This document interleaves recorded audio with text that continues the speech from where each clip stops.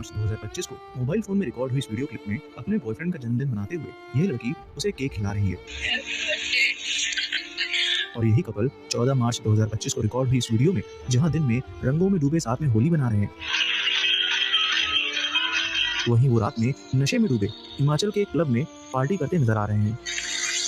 दिखने में तो ये वीडियोस किसी को भी ऐसे कपल की लगेगी जो दुनिया से बेफिक्र अपनी मस्ती अपनी अय्याशी में मगन है। लेकिन अगर मैं आपसे कहूँ कि ये वीडियोस जीता जागता सबूत हैं कि इंसानी रूप में शैतान किस तरह से हो सकते हैं, तो यह कहना गलत नहीं होगा, क्योंकि असल में ये अय्याशी एक ऐसे खौफनाक खेल को अंजाम देने के बाद थी जिसने इंसानियत और हैवानियत के बीच की लकीर को ही मिटा दिया। यह केस एक परफेक्ट एग्जाम्पल है कि कभी कभी जो सामने नजर आ रहा होता है वो सिर्फ एक धोखा होता है। कभी कभी हंसी के पर्दे के पीछे एक खौफनाक साजिश छुपी होती है, और एक ऐसी ही साजिश मेरठ में रची गई थी जिसने न सिर्फ उस शहर को बल्कि पूरे देश को ही हिलाकर रख दिया। Welcome to the show. My name is Shashwat and you are watching the case of Muskan, Saurabh and Sahil. इस केस को समझने के लिए चलते हैं होली से 14 दिन पहले मेरठ शहर में, जहां ये हैवानियत का खेल खेला गया। इस 3 सेकंड्स की वीडियो क्लिप में खुशी में झूम रहा यह शख्स सौरभ राजपूत है, जो 2 साल बाद 24 फरवरी 2025 को लंदन से वापस अपने घर मेरठ स्पेशली अपनी पत्नी मुस्कान और बेटी पीहू का जन्मदिन मनाने लौटा है। और 28 फरवरी 2025 की यह वीडियो क्लिप सौरभ की बेटी पीहू के 6वें जन्मदिन की है, जिसमें उसकी वाइफ मुस्कान भी है। But the shocking part is ये मुस्कान वही लड़की है जो शुरुआत में इन वीडियो क्लिप्स में किसी और शख्स के साथ हिमाचल में अय्याशी करती नजर आ रही है। एक बच्ची की माँ और किसी की पत्नी का यूं किसी और के साथ होने पर ही अगर आपको गुस्सा आ रहा है तो इसे बचा कर रखिए, क्योंकि यकीन मानिए यह किस्सा आपकी सोच से परे है। अपने परिवार को बेहतर जिंदगी देने के लिए सौरभ 2023 में अपने दोस्त के साथ लंदन चला गया था और वहीं पर मॉल के एक बेकरी शॉप में जॉब करने लगा था। सौरभ भले ही घर से दूर था, लेकिन वो वीडियो कॉल के थ्रू अपने परिवार से बात कर अपने मन को बहला लेता था। इसलिए 2 साल बाद लंदन से लौटने के बाद अपने परिवार खासकर अपनी बेटी के साथ वक्त बिताकर वो बेहद खुश था। सौरभ अपने मम्मी पापा और भाई से भी मिलने घर जाता, क्योंकि सौरभ अपनी वाइफ और बच्ची के साथ मेरठ के ब्रह्मपुरी में अलग घर में रहता था। 3 दिन बाद यानी 3 मार्च 2025 को जैसे ही उनकी बच्ची पीहू के 2nd क्लास के एग्जाम खत्म हुए तो मुस्कान पीहू को उसकी नानी यानी अपने पेरेंट्स के घर, जो उनके घर से कुछ मकान की दूरी पर ही रहते थे, वहां यह कहकर छोड़कर आई कि वो सौरभ के साथ 4 मार्च की शाम को शिमला घूमने जा रही है। सिंस सौरभ रोज अपने पेरेंट्स के घर से ही रात का खाना लाता था, इसी वजह से जब 4 मार्च की शाम को सौरभ घर नहीं आया तो उसके भाई राहुल ने सौरभ से डिनर के बारे में पूछने के लिए कांटेक्ट किया। तो उनके पास सौरभ का मैसेज आया कि वो बाहर घूमने निकल गया है और कुछ दिन बाद लौटेगा। 2 दिन बाद 6 मार्च को सौरभ की बहन चिंकी का सौरभ से मिलने के लिए मैसेज आता है। इस पर सौरभ उन्हें भी बता देता है कि वो बाहर गया है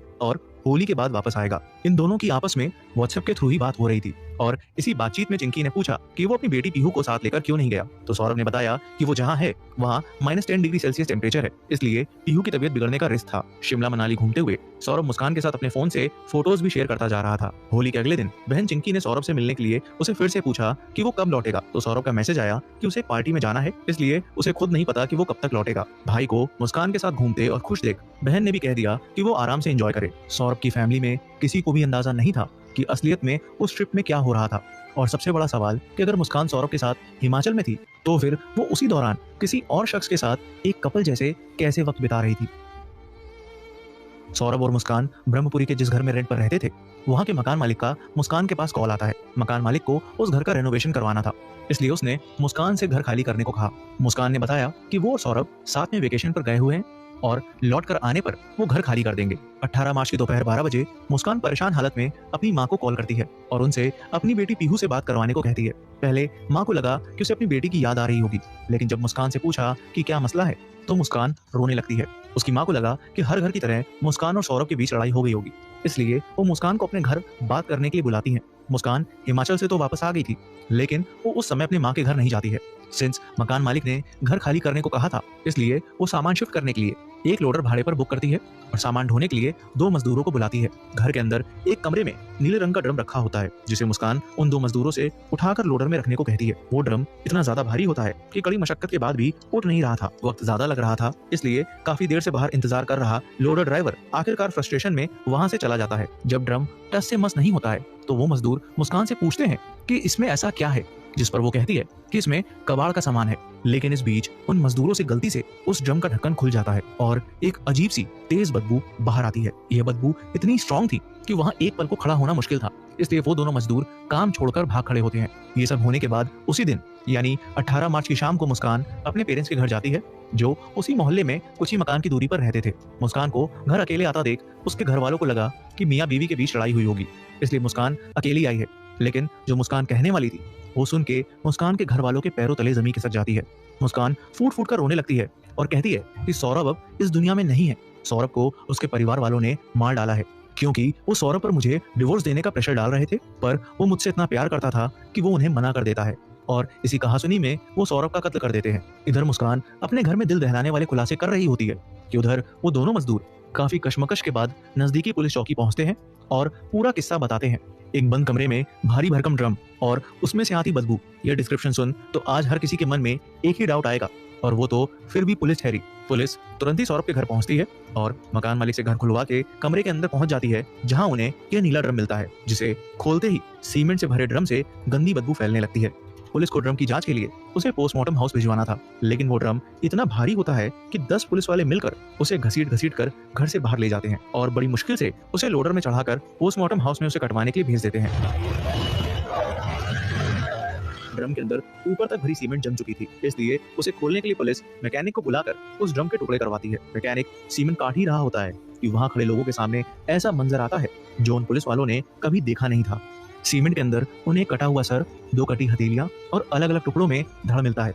उसमें मिलने वाला सर किसी और का नहीं बल्कि मुस्कान के पति सौरभ राजपूत का होता है।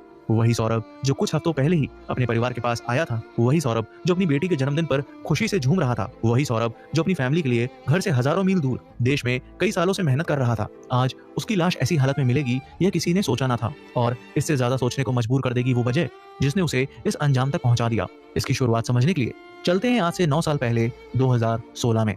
मुस्कान के नाना ज्योतिष थे, जिसकी वजह से सौरभ का उनके घर आना जाना लगा रहता था, और उसी घर में मुस्कान और सौरभ की पहली मुलाकात हुई थी। पहली मुलाकात में ही दोनों को एक दूसरे से अट्रैक्शन हो गया, जहां से दोनों का मिलना जुलना शुरू हुआ, जो धीरे धीरे प्यार में तब्दील हो गया। लेकिन जब बात घर तक पहुंची तो दोनों के परिवार वालों ने इस रिश्ते को एक्सेप्ट करने से मना कर दिया।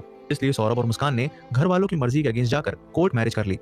सौरभ उस समय मर्चेंट नेवी में काम करता था, जिसके चलते अक्सर उसे बाहर ही रहना पड़ता था। इसलिए उसने शादी के बाद मुस्कान को वक्त देने के खातिर 6 महीने बाद ही जॉब छोड़ दी। 1 साल के लिए दोनों सौरभ के पेरेंट्स के घर में ही रह रहे थे, लेकिन फिर मुस्कान ने घर में कलेश मचाना शुरू कर दिया। मुस्कान यह सब इसलिए कर रही थी क्योंकि वो चाहती थी कि सौरभ उसके साथ अलग घर में रहे, और रोज हो रही घर में कलेश ने सौरभ को इतना मजबूर कर दिया कि आखिरकार उसने घर छोड़ दिया और वो मुस्कान के साथ किराए के घर में रहने लगा। साल 2019 में उनकी बेटी पीहू का जन्म हुआ, और इसी साल मुस्कान की मुलाकात साहिल शुक्ला से हुई। साहिल और मुस्कान 8th क्लास तक क्लासमेट्स थे, लेकिन किसी वजह से साहिल ने 8th क्लास के बाद स्कूल छोड़ दिया था, और अब व्हाट्सएप में बने स्कूल रीयूनियन ग्रुप से दोनों एक दूसरे के दोबारा कांटेक्ट में आए थे। इसके बाद दोनों की मुलाकात एक शॉपिंग मॉल में भी हुई। दोनों के बीच दोबारा शुरू हुई दोस्ती, और बाहर अक्सर मिलने के चलते मुस्कान को साहिल से अट्रैक्शन होने लगा। वही मुस्कान जो सिर्फ 3 साल पहले ही सौरभ से मिली थी, जिससे उसकी एक बेटी हुई थी जो अभी अभी मात्र कुछ महीनों की थी। मुस्कान की रातों की छुपी हुई चैट्स, बिना वजह घर से निकलने की आदत और इस नए शख्स से करीबी ने उसकी जिंदगी को ऐसे मोड़ पर लाकर खड़ा कर दिया था,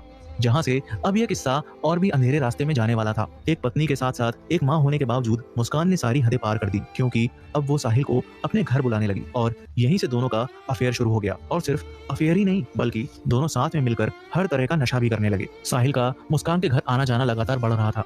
पहले तो किसी ने ध्यान नहीं दिया, लेकिन धीरे धीरे उनका वक्त गुजारना, देर रात तक एक साथ रहना और नशे में डूबना, आस पड़ोस में सभी को इस बात की भनक लगी गई। और जब मकान मालिक को पता चला कि एक शादीशुदा औरत जो अपने पति की गैर मौजूदगी में रोज किसी दूसरे आदमी के साथ घर में अकेली नशा करती है, तो उनसे रहा नहीं गया, और आखिरकार उन्होंने सौरभ को सब कुछ बता दिया। सौरभ को जब इस बारे में पता चला तो एक पल तो उसे इन सब बातों पर विश्वास नहीं हुआ, लेकिन जब उसने मुस्कान के फोन में साहिल के साथ हुई उसकी चैट को पढ़ा तो उसकी दुनिया ही हिल गई। जिस लड़की से उसने बेपनाह प्यार किया था, वो उसे यूं धोखा दे रही थी। सौरभ को अपनी वाइफ के कैरेक्टर और ड्रग एडिक्शन के बारे में पता चल चुका था, और जब जब सौरभ ने इस बारे में मुस्कान से कन्फ्रंट किया तो मुस्कान ने झगड़ना शुरू कर दिया। दोनों के रिश्ते में कड़वाहट तो आ गई थी, लेकिन मुस्कान को इसमें अपनी कोई गलती नजर नहीं आती थी, और ना ही उसे कोई गिल्ट था। आलम यह था कि मुस्कान अब घर के किसी भी काम में हाथ तक नहीं लगाती थी। घर की साफ सफाई और कपड़े धोने से लेकर खाना बनाने तक सब कुछ सौरभ ही करता। अपनी बेटी का मुंह देखकर वो कुछ वक्त तक तो सब कुछ चुपचाप सहता रहा, यहाँ तक अपने माँ बाप को भी इसकी भनक नहीं लगने दी। लेकिन फिर भी जब मुस्कान का रवैया नहीं बदला तो रोज होते झगड़ों से तंग आकर आखिरकार साल 2021 में सौरभ ने डिवोर्स फाइल कर दिया। सौरभ मुस्कान को छोड़ना चाहता था, लेकिन मुस्कान के माता पिता ने उसे समझाने की कोशिश की। उनका कहना था कि शादी में तो उतार चढ़ाव आते हैं, और अगर थोड़ा समय दिया जाए तो सब कुछ ठीक हो सकता है। सौरभ भी अंदर से टूट चुका था, लेकिन एक वजह थी जो उसे रोक रही थी, उसकी बेटी पीहू। वो नहीं चाहता था कि डिवोर्स का असर उसकी बेटी पर पड़े। इसी वजह से उसने एक और बार इस रिश्ते को बचाने का फैसला किया। शायद वक्त के साथ सब ठीक हो जाए। शायद मुस्कान बदल जाए, शायद यह रिश्ता एक नए मोड़ पर आ जाए। लेकिन जिस वक्त के साथ सौरभ उम्मीद लगा बैठा था, वही वक्त उसकी जिंदगी के अंतिम दिन गिन रहा था, जिसे वो एक नई शुरुआत समझ रहा था। वो असल में उसकी मौत की एक ऐसी साजिश थी जो इंसानियत को भी शर्माने पर मजबूर कर देगी। 16 फरवरी 2023 को सौरभ जॉब करने के लिए लंदन चला गया और वो वहीं से ही अपनी फैमिली से वीडियो कॉल पर बात करता था। सौरभ के लंदन जाते ही मुस्कान को मनमानी करने की आजादी मिल चुकी थी और वो वापस उसी ढर्रे पर लौट गई। वो फिर से वापस साहिल को घर बुलाने लगी और उसके साथ नशा करने लगी। मुस्कान की ये सभी हरकतें ज्यादा दिनों तक आस पड़ोस मोहल्ले में किसी से छुपी नहीं रही और ये सारी खबर सौरभ तक पहुंच भी जाती। वो जब जब इसे लेकर मुस्कान से बात करता, उसे डांटता, उसे समझाने की कोशिश करता, तो वो उल्टा सौरभ से लड़ने लगती और कहती कि तुमको मुझ पर विश्वास करना है तो करो और ना करना हो तो भी मुझे फर्क नहीं पड़ता। यहाँ तक अपने इस रवैये को जताने के लिए उसने अपने इंस्टाग्राम के बायो में यही लिख रखा था, आई लव माई सेल्फ। दुनिया मेरे बारे में क्या सोचती है मैं माइंड नहीं करती, मैं वही करूंगी जो मैं करना चाहती हूँ और मुझे कोई रोक भी नहीं सकता है। इन्हीं सब में 2 साल गुजर गए और नवंबर 2024 को सौरभ ने मुस्कान को खबर दी कि वो अगले साल फेब में घर वापस लौट रहा है। सौरभ के घर वापस आने की खबर मुस्कान को परेशान कर गई और उसे लगने लगा कि अब उसकी मनमानी, उसकी आजादी सब चली जाएगी। न वो बेरोक-टोक साहिल से मिल पाएगी और न ही उसके साथ नशा कर पाएगी। इसलिए उसने यह इरादा कर लिया कि अब वो अपनी इस मुसीबत को जड़ से मिटा देगी। और इसी के बाद मुस्कान ने सौरभ के मर्डर की प्लानिंग शुरू कर दी। मुस्कान ने साहिल को भी इस प्लान में शामिल किया, लेकिन जिस तरह से उसने साहिल को इस जुर्म का हिस्सा बनाया था, वो कहानी भी आपको हैरान कर देगी, जिसके बारे में हम आगे बात करेंगे। मुस्कान ने साहिल के साथ ऐसी जगह तलाशनी शुरू की जहां वो सौरभ का मर्डर करने के बाद उसकी बॉडी को ठिकाने लगा सके। यहाँ तक उन्होंने अपने दोस्तों से भी इनडायरेक्टली पूछा कि अगर किसी को पूजा सामग्री गहरी गाड़नी हो तो वो क्या करें। लेकिन जब उन्हें दोस्तों से अपने सवाल का सही जवाब नहीं मिला तो उन्होंने सीधे सीधे पूछ लिया कि अगर किसी की डेड बॉडी गाड़नी हो तो। दोस्त चौंक गए और उन्होंने उनके इस बेतुके से सवाल को इग्नोर कर दिया। मुस्कान सौरभ को मारने का पूरी तरह से मन बना चुकी थी और वो बहुत चालाकी से इसकी प्लानिंग करती जा रही थी। सौरभ के भारत आने से 2 दिन पहले 22 फरवरी 2025 को मुस्कान ने डिप्रेशन और एंजाइटी का बहाना करते हुए डॉक्टर से स्लीपिंग पिल्स प्रेस्क्राइब करवा ली, लेकिन उन पिल्स की क्वांटिटी कम थी। इसलिए उसने इंटरनेट का यूज कर अलग अलग स्लीपिंग पिल्स के नाम खोजे और उन दवाओं के नाम प्रिस्क्रिप्शन के पर्चे पर खुद से ही लिख दिए, क्योंकि ये वो दवाइयाँ बिना डॉक्टर के पर्चे के नहीं मिलती। लेकिन उसकी राइटिंग को कोई पहचान न ले, इसलिए उसने उस प्रिस्क्रिप्शन की फोटो खींच ली और उस फोटो को मेडिकल स्टोर पर दिखा तो उसने वो दवाइयाँ भी खरीद ली। इन दवाइयों के अलावा मुस्कान ने शारदा नगर की एक शॉप से चिकन काटने के नाम पर 2 चाकू, एक उस्तरा और पॉली बैग्स खरीद कर लाई। सौरभ को मारने के सारे प्लान सेट करने के बाद वो अब सिर्फ सही समय का इंतजार करने लगी। 24 फरवरी 2025 को लंदन से भारत लौटा सौरभ अगले दिन पड़ रहे मुस्कान का जन्मदिन मनाने के लिए बहुत एक्साइटेड था, लेकिन मुस्कान तो उसे अपने जन्मदिन पर मौत के घाट उतारने की तैयारी में थी। इसलिए उसने उन स्लीपिंग पिल्स का मिक्सचर बनाया और सौरभ की ड्रिंक में मिला दिया, लेकिन इत्तेफाक से उसने वो ड्रिंक पी ही नहीं, जिसकी वजह से मुस्कान का प्लान फेल हो गया। अपनी पहली कोशिश में नाकाम होने के बाद अब उन्हें जरूरत थी एक नए प्लान की। इसलिए उन्होंने 3 मार्च को सौरभ का कत्ल करने का दिन चुना, क्योंकि उस दिन पीयू के एग्जाम खत्म हो चुके होंगे और जिसके बाद वो उसे अपनी नानी के घर छोड़ आसानी से इस साजिश को अंजाम दे पाएंगे। 3 मार्च 2025 मुस्कान पीहू को उसकी नानी के घर छोड़कर आ चुकी थी और जैसे ही रात हुई सौरभ हर बार की तरह अपने घर से खाना लेकर आ गया। मुस्कान को नजर आ चुका था कि इससे अच्छा मौका उसे नहीं मिलेगा। उसने तुरंत घर से आई सौरभ की फेवरेट कोफ्ते की सब्जी में स्लीपिंग पिल्स का मिक्सचर बना के डाल दिया, जिसे खाने के बाद सौरभ बेहोश हो गया। इसके बाद मुस्कान ने साहिल को कॉल कर घर बुला लिया। साहिल भी इस मौके की फिराक में था, इसलिए वो भी भागते हुए मुस्कान के घर पहुंचा। साहिल के आते ही मुस्कान ने चाकू निकाल साहिल को दी, जिसको लौटा के साहिल ने कहा कि पहला वार तुम इसके दिल में कर इसका वध करोगी।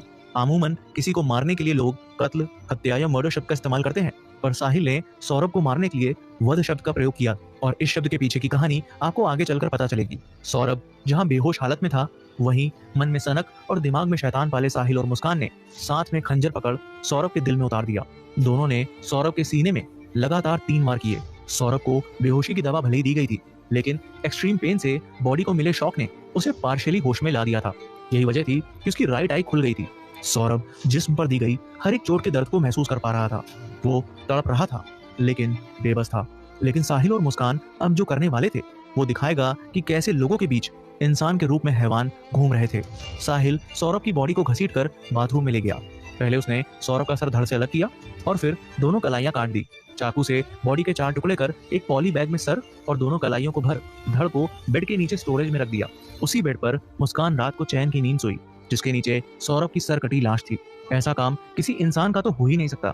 उधर रात के 3 बजे साहिल सौरभ का कटा हुआ सर और दोनों कलाइयों से भरा बैग अपने घर लेकर आ गया। अब जो मैं आपको बताने वाला हूँ वो कुछ ऐसा है जिसके बारे में शायद ही किसी ने देखा या सुना हो। साहिल जहाँ रहता था उस रूम के अंदर एक सेटन यानी शैतान की ये पिक्चर थी। जब हमने इस इमेज को लेकर रिसर्च की तो बेहद शॉकिंग इन्फॉर्मेशन सामने निकल कर आई। इस इमेज को अगर ध्यान से देखा जाए तो शैतान के सर के ऊपर यह एक इन्वर्टेड पेंटाग्राम है जो भगवान के अगेंस्ट डेविल का सिंबल है। इसे मानने वालों के अकॉर्डिंग इससे शैतान को शक्तियां मिलती हैं और उसी इन्वर्टेड पेंटाग्राम के चारों तरफ नंबर 6 लिखा हुआ है जो नंबर ऑफ द बीस्ट के रूप में जाना जाता है। इस शैतान की बड़ी बड़ी सींगें और विंग्स डीमन को और स्ट्रॉन्ग बनाती हैं और उन विंग से निकलता खून और जंजीरें इस शैतान की पूजा करने वाले शख्स के दबे कुचले इमोशंस या सफरिंग को दर्शाती हैं और इन जंजीरों से बंधा ये इन्वर्टेड क्रॉस धर्म और संस्कृति के नियमों के खिलाफ जाना दर्शाता है। साहिल ने इसी शैतान का आह्वान करने के लिए रात के 3 बजे का भी समय चुना क्योंकि रात के 3 बजे को डेविल्स आवर के नाम से जाना जाता है जिसमें सारी डार्क सुपरनैचुरल फोर्सेस की ताकतें बढ़ जाती हैं। यही वजह थी कि रात के 3 बजे साहिल सौरभ का कटा हुआ सर और कलाइयों को यहाँ लाकर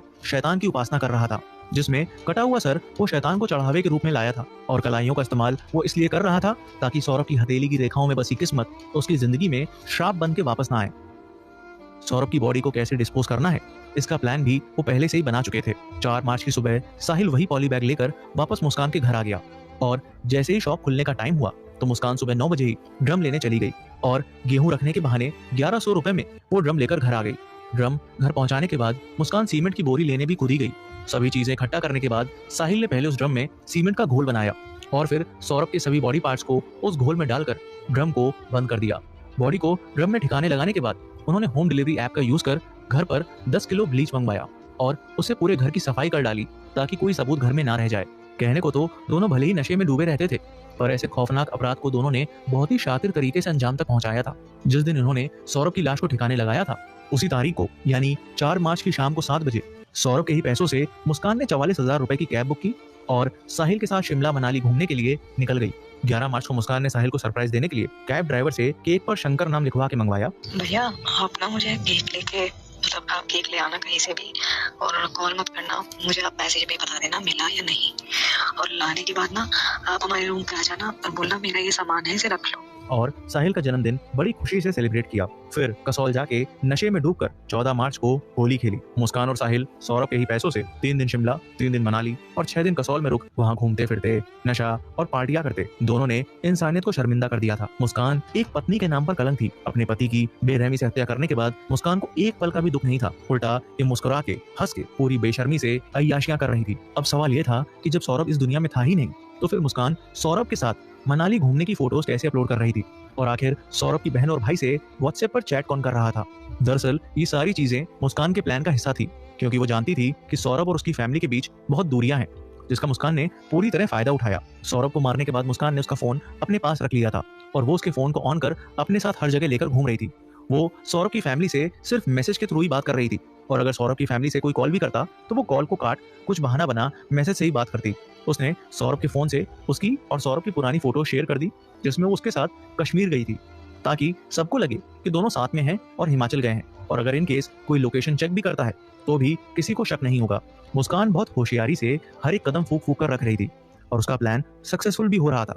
बस बची थी तो एक आखिरी कड़ी जिसको अगर वो एग्जीक्यूट कर लेती तो शायद सौरभ के कत्ल के बारे में किसी को पता ही ना चलता और अगर चलता भी तो पता नहीं क्या स्थिति होती। मुस्कान सबकी नजरों में ये दिखाना चाहती थी कि सौरभ उसके साथ मनाली घूमने के बाद लंदन वापस लौट गया। परिवार के बीच दूरियों का फायदा उठा के उसका प्लान सक्सेसफुल होने ही वाला था कि तभी सौरभ के दिए हुए सारे पैसे अय्याशी में खर्च हो गए। इसलिए मुस्कान ने सौरभ के अकाउंट में मौजूद 6 लाख रुपए निकालने की कोशिश की पर वो ट्रांजैक्शन करने में फेल हो गई। पैसे खत्म होने के बाद साहिल और मुस्कान को मजबूरी में मेरठ लौटना पड़ा और 17 मार्च 2025 को रात 10 बजे दोनों वापस घर आ गए। दोनों का प्लान उस ड्रम को किसी सुनसान जगह जमीन के अंदर दफना देने का था लेकिन इनके अपराध का भंडा फूटना लिखा था और नियति ने ऐसा खेल खेला कि घर लौटने के बाद ड्रम ठिकाने लगाने की कोशिश में ही सारा सच सामने आ गया, जिसके बाद पुलिस ने साहिल और मुस्कान को अरेस्ट कर लिया। लेकिन कहानी अभी खत्म नहीं हुई है क्योंकि अगर पुलिस इन दोनों को अरेस्ट ना करती तो आगे चलकर अभी एक और हत्या हो सकती थी क्योंकि अपने पति की हत्या करने वाली मुस्कान साहिल की भी कोई सगी नहीं थी। कहते हैं कि समय के साथ सारे घाव भर जाते हैं लेकिन मुस्कान ने साहिल के उन भरे हुए जख्मों को कुरेदने का काम किया और इसमें सबसे बड़ा हाथ उस नशे की लत का था जो साहिल को मुस्कान के साथ लग चुकी थी। नशे ने साहिल की मेंटल कंडीशन को इस कदर बिगाड़ दिया था कि वो स्नैपचैट ऐप से खुद को मैसेज लिखता और फिर उसे यह लगता कि उसकी माँ उससे बात कर रही है। यह बात साहिल ने मुस्कान को भी बता दी और इसी बात का फायदा मुस्कान ने उठाया।